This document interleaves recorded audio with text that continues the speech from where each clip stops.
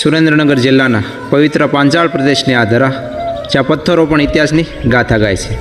હું અત્યારે પહોંચી ગયો છું એ પવિત્ર ભૂમિ પર, જેને આપણે જૂનું સૂરજ દેવળ તરીકે ઓળખીએ છીએ. કહેવાય છે કે આખી દુનિયામાં સૂર્યનારાયણ ભગવાન જો સૌથી પહેલાં ક્યાંક પધાર્યા હોય તો ત્યાં પવિત્ર જગ્યા. આ ભૂમિ માત્ર ભક્તિની નથી. લોકવાયકા અને ઇતિહાસ મુજબ જ્યારે આ ધર્મસ્થાન પર મુસલમાનના આક્રમણખોરોની નજર પડી ત્યારે અહીંના ખમીરવંતા કાઠી દરબારોએ કેસરિયા કર્યા હતા. એ ભીષણ જંગમાં ખુદ સૂર્યદેવ સહાયક બન્યા હતા. દરબારો સાથે મળીને અસત્ય અને અધર્મ સામે જે જંગ ખેલાયો, તેમાં સૂર્યનારાયણના તેજ અને દરબારોની તલવારોએ આ પવિત્ર ધર્મની રક્ષા કરી હતી. આજે પણ આ પાંચાળની હવામાં એ શૌર્યની સુગંધ અનુભવાય છે. સૂર્યદેવના પ્રથમ કિરણ જ્યારે આ શિખરને સ્પર્શે છે ત્યારે જાણે આખો ઇતિહાસ સજીવન થતો હોય એવું લાગે છે. ધર્મ અને વીરતાઓનો આખો સંગમ આખા વિશ્વમાં બીજે ક્યાંય નહીં જોવા મળે. પવિત્ર પાંચાળ પ્રદેશના આ સૂર્યધામને મારા કોટી કોટી વંદન. રામ રામ મિત્રો, હું ભૌમિયા કાઠિયાવાડનો અને અત્યારે હું પહોંચી ગયો છું આ સુરેન્દ્રનગર જિલ્લાના આ પાંચાળ પ્રદેશના સોનગઢ ગામે. અહીંયા મિત્રો ખૂબ જ ઐતિહાસિક અને પ્રાચીન સૂર્યનારાયણ ભગવાનનું મંદિર આવેલું છે. અને હા મિત્રો, અહીંના સ્થાનિક લોકો તેને જૂના સૂરજ દેવળ તરીકે ઓળખે છે.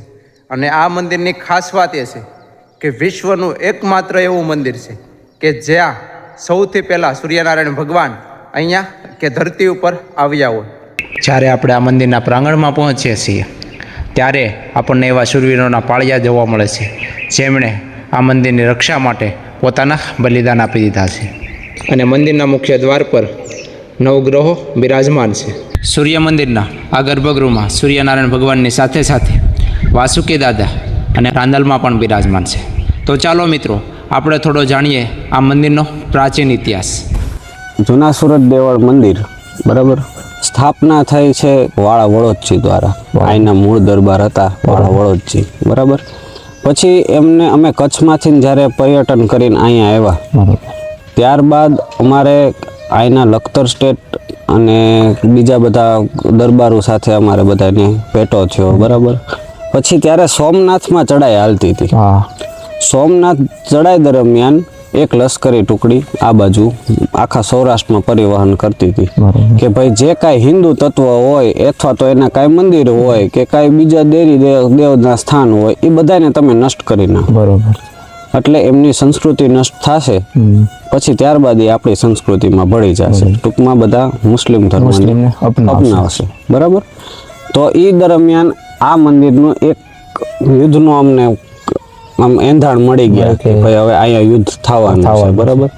તો 3 યુદ્ધ થયેલા છે. અહીંયા જે પાળિયાની સ્થાપના કરી છે એમાં અલગ અલગ 3 તારીખો છે કે ભાઈ કોઈ થોડાક ટાઈમ પછી થયું હોય, 100 વર્ષનો ગાળો હોય, 200 વર્ષનો ગાળો હોય, એ રીતના 3 અલગ અલગ તારીખો અમને મળે છે.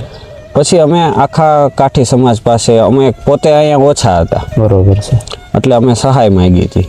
અને સુરત દાદાને પ્રસન્ન કરવા માટે અમારા કાઠી દરબારોના જે કાંઈ ડાયરો હતા, જે કાંઈ શૂરવીર યોદ્ધાઓ હતા, એ બધાએ પોતે એમ કીધું કે ભાઈ અમે સુરત દાદાની અમને કંઈક હાજરી મળે, કંઈક સંકેત મળે પછી અમે યુદ્ધમાં ઉતરશું.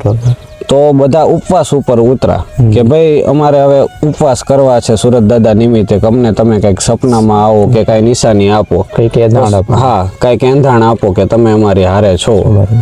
તો 3.5 દિવસના બધાએ ઉપવાસ કર્યા. અને 3.5 દિવસ એટલે ટૂંકમાં 3 દિવસ પૂરા અને બીજા ચોથા દિવસના 12 વાગ્યાનો સમય ત્યારે વાળા વડોદજીને સપનામાં આવ્યા સુરત દાદા કે હું તમને સોનાની સાંગ આપું છું. સાંગ એટલે ટૂંકમાં ભાલા જેવું હથિયાર આવે એને સાંગ કહેવાય, પણ ટૂંકમાં એના શેપમાં અને આકારમાં થોડો ઘણો ફેર હોય. પછી એ સાંગ એમને સોનાની આપી. એ પાળિયાની પાસે એક ઝાડ હતી ને એની નીચે એમને કીધું ભાઈ ત્યાં સોનાની સાંગ હશે, લીલું નાળિયેર હશે અને ચૂંદડી હશે. બરોબર છે. એ અમને નિશાન મળી ગયા.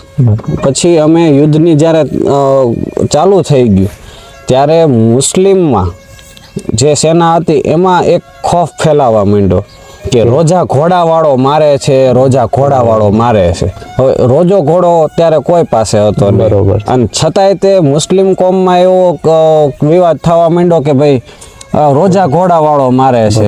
તો ત્યારે સુરત દાદાએ પોતે રોજા ઘોડા ઉપર, રોજો એટલે ટૂંકમાં આખો સફેદ ઘોડો હોય રોજો ઘોડો કહેવાય, ધ્વજા ઘોડામાં પોતે બિરાજમાન થયા હતા, આખા સફેદ કપડાં હતા અને પોતે યુદ્ધમાં અમારી હારોહાર સામેલ થયા હતા. બરોબર છે.